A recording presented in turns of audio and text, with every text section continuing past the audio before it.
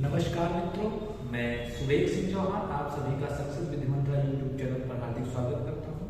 मित्रों, आज की इस वीडियो में यूपीपीसीएसजे 2022 के प्री एग्जाम के संदर्भ में इंटरनेशनल लॉ पर बेस्ड कुछ महत्वपूर्ण बिंदुओं पर हम चर्चा करेंगे और ये जो चर्चा रहेगी ये विशेष रूप से यूनाइटेड नेशंस ऑर्गेनाइजेशन संयुक्त राष्ट्र संघ से संबंधित जो भी क्वेश्चंस लॉ पेपर में पूछे जाते हैं प्रीलिमिनरी एग्जाम में यूपीपीसीएसजे के, उनको लेकर के चर्चा की जाएगी। और मोस्ट एक्सपेक्टेड है कि आज के इस वीडियो लेक्चर से कम आपको 6 से 7 क्वेश्चन यूपीपीसीएसजे 2022 के प्रीलिमिनरी एग्जाम के लॉ के पेपर में क्वेश्चंस देखने को मिलेंगे।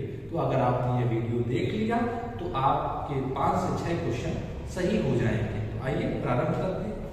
तो सबसे पहले UN united nations organisation UN charter पर बेस्ड है और इसमें यूएन चार्टर में टोटल 111 आर्टिकल्स हैं और टोटल चैप्टरों की अगर बात करें 19 चैप्टर हैं। और 24 अक्टूबर 1945 को यूएनओ या यूनाइटेड नेशंस ऑर्गेनाइजेशन की स्थापना हुई थी। सैन फ्रांसिस्को कॉन्फ्रेंस जो यूएसए में हुई थी 1942 में, उसके फलस्वरूप यूएनओ की स्थापना 24 अक्टूबर 1945 को हुई थी। और एक और महत्वपूर्ण पॉइंट यहाँ पर समझना इंपॉर्टेंट है कि भारत ने यूएनओ की सदस्यता कब प्राप्त की। तो 30 अक्टूबर 1945 को भारत जो है वो यूएनओ का मेंबर सदस्य बन गया था।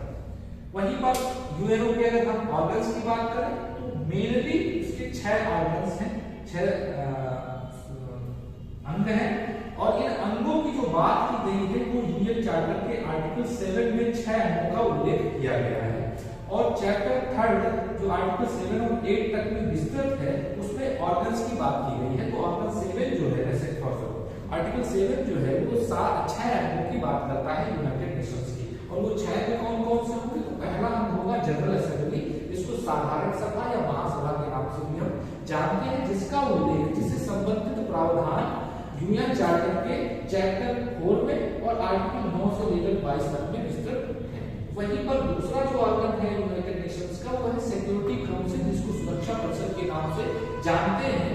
इसका उल्लेख इसके संदर्भ में जो प्रावधान है वो चैप्टर 5 आर्टिकल 23 से लेकर 32 यूएन चार्टर में किए गए। वहीं पर जो तीसरा मेन ऑर्गन है 6 अंगों में से 6 अंगों में से यूनाइटेड नेशंस के, वो है इकोनॉमिक एंड सोशल काउंसिल, जिसको आर्थिक और सामाजिक परिषद के नाम से जाना जाता है।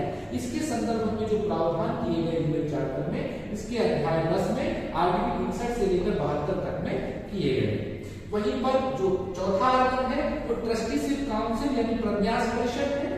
और इसके संदर्भ में जो प्रावधान वो चैप्टर अध्याय 13 में आर्टिकल 86 से लेकर के अनुच्छेद 86 से लेकर 91 तक में ट्रस्टीशिप प्रन्यास परिषद से संबंधित प्रावधान यूएन चार्टर में किए गए हैं। वहीं पर सबसे महत्वपूर्ण ऑर्गन की हम बात करें जो जहां से इंटरनेशनल लॉ के क्वेश्चन ज्यादा फ्रेम होते हैं वो आईसीजे है, इंटरनेशनल कोर्ट ऑफ जस्टिस यानी अंतरराष्ट्रीय न्यायालय। तो अंतरराष्ट्रीय न्यायालय से संबंधित प्रावधानों की अगर हम चर्चा करें तो चैप्टर 14 यानी अध्याय 14 यूएन चार्टर का और अनुच्छेद 92 से लेकर 96 तक यानी 92 से लेकर के 96 तक के आर्टिकल्स जो हैं वो इंटरनेशनल कोर्ट ऑफ जस्टिस से संबंधित प्रावधान करते हैं। आईसीजे का एक अलग चार्टर भी है जो आईसीजे का जो प्रक्रिया होती है उसका उल्लेख वहां पर किया गया है। वहीं पर सबसे लास्ट ऑर्गन की यानी 6ठे ऑर्गन की अगर हम बात करें यूएनओ के तो होता है सेक्रेटरीट अर्थात सचिवालय। चैप्टर 15 यानी अध्याय 15 में अनुच्छेद 97 से लेकर के 101 तक में जो सेक्रेटरीट है, सचिवालय है, उससे संबंधित प्रावधान किए गए हैं। इसमें 97 में ही महासचिव कौन होगा, महासचिव कैसे होगा, उसका चयन कैसे होगा, इसका भी उल्लेख किया गया है। टोटल चार्टर में टोटल आर्टिकल 111 है और टोटल चैप्टर 19 है, जिसमें से ये चैप्टर ऑर्गन्स की बात करते हैं। और चैप्टर जो 3 है उसे आर्टिकल 7 से लेकर 8 तक में विस्तृत है, उसमें ऑर्गन्स की बात की गई है। इन 6 ऑर्गन का अगर उल्लेख की बात करें जो अक्सर पूछा जाता है, उन ऑर्गन्स का उल्लेख जो है आर्टिकल 7 में किया गया है। अब अगर हम पर्पज की बात करें, यूएनओ का पर्पज क्या है? इसके 4 पर्पजेस हैं, 4 उद्देश्यों के लिए इसका निर्माण हुआ था, इसकी स्थापना की गई थी। और उन सारे उद्देश्यों का उल्लेख जो है आर्टिकल 1 में किया गया। और बेसिकली इसमें अंतरराष्ट्रीय शांति और व्यवस्था को बनाए रखना इसका सबसे महत्वपूर्ण उद्देश्य है।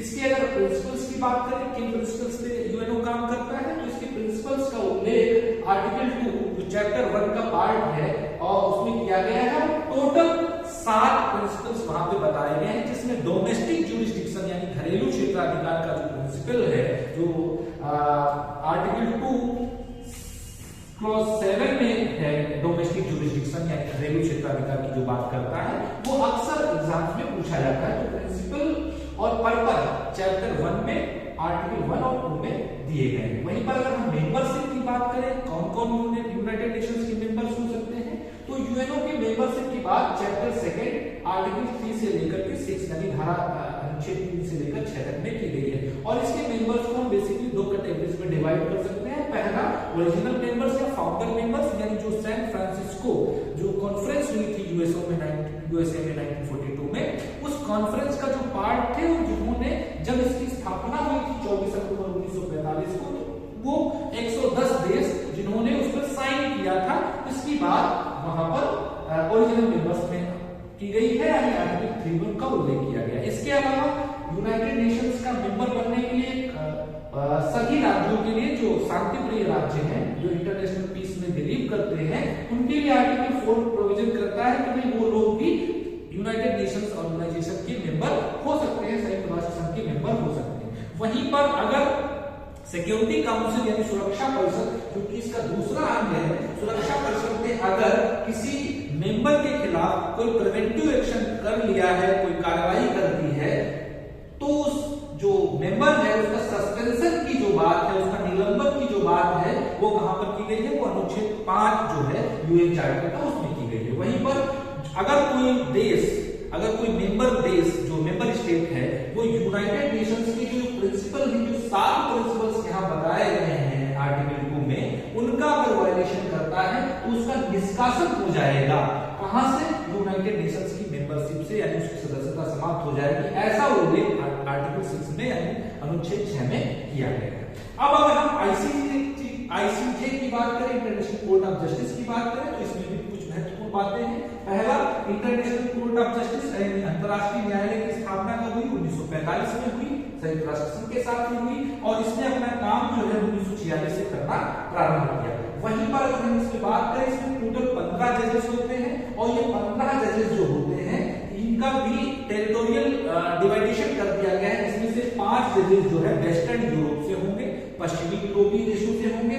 3 जो जजेस होंगे, 3 जज होंगे वो एशियाई देशों से होंगे। 3 जो अन्य जजेस हैं वो अफ्रीकी कंट्रीज से होंगे, अफ्रीकी देशों से होंगे। 2 ईस्टर्न यूरोप से होंगे और 2 लैटिन अमेरिकी महाद्वीप से होंगे, लैटिन अमेरिकी देशों से होंगे। इस प्रकार से 15 जजेस आईसीजे में बैठते हैं, न्याय निर्णय करते हैं। ये 15 जजेस में से जो 1/3 है, 1/3 जो जजेस होंगे वो प्रत्येक 3 वर्ष पर रिटायर हो जाएंगे, और रिटायर होने के बाद इस व्यवस्था की गई है आईसीजे चार्टर में कि रिटायरिंग जज भी री-इलेक्टेड हो सकते हैं, उनका पुनः चयन हो सकता है, पुनः निर्वाचित हो सकते हैं। इन 15 जजेस का जो कार्यकाल होगा वो 9 वर्ष का होगा। और ये जो इंटरनेशनल कोर्ट ऑफ जस्टिस है, ये कहां पर स्थित है? ये द हेग जो नीदरलैंड का एक शहर है, वहां पर ये सिचुएटेड है, वहां पर स्थित है। अगर हम ऑफिशियल लैंग्वेज की बात करें इंटरनेशनल कोर्ट ऑफ जस्टिस की, तो 2 ऑफिशियल लैंग्वेज का उल्लेख किया गया है इसमें चार्टर में। पहला तो इंग्लिश अंग्रेजी भाषा होगी, और दूसरा फ्रेंच। अंग्रेजी और फ्रेंच 2 ऑफिशियल लैंग्वेज होगी इंटरनेशनल कोर्ट ऑफ जस्टिस की। अब अगली महत्वपूर्ण बात कि इंटरनेशनल कोर्ट ऑफ जस्टिस की पार्टीज कौन हो सकता है, तो बेसिकली स्टेट और इंडिविजुअल यानी पर्सन्स, कोई भी व्यक्ति या कोई देश उसका उसमें मामले को ले जा सकता है, पक्षकार हो सकता है।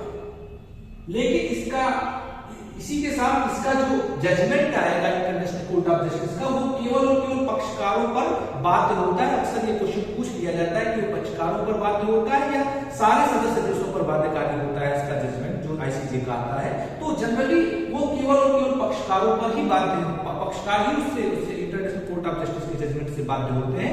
सारे मेंबर्स जो यूनाइटेड नेशंस के सारे मेंबर्स हैं वो उससे बाध्य नहीं होते हैं। अब जो आर्टिकल 58 है आईसीजे चार्टर का, इंटरनेशनल कोर्ट ऑफ जस्टिस के चार्टर का, वो कहता है कि जो जजमेंट पास आउट किया जाएगा इंटरनेशनल कोर्ट ऑफ जस्टिस के के द्वारा उस पर रजिस्ट्रार और जो प्रेसिडेंट होगा इंटरनेशनल कोर्ट ऑफ जस्टिस का, उसके साइन होंगे। तो मित्रों ये कुछ बुलेट पॉइंट्स हैं, कुछ इंपॉर्टेंट पॉइंट्स हैं जो इंटरनेशनल लॉ से संबंधित हैं। आशा है कि आपको ये वीडियो अच्छा लगा होगा। अगर अच्छा लगा हो तो इसे आगे अन्य लोगों तक शेयर करें, पहुंचाएं और चैनल को भी सब्सक्राइब करें। धन्यवाद, थैंक यू।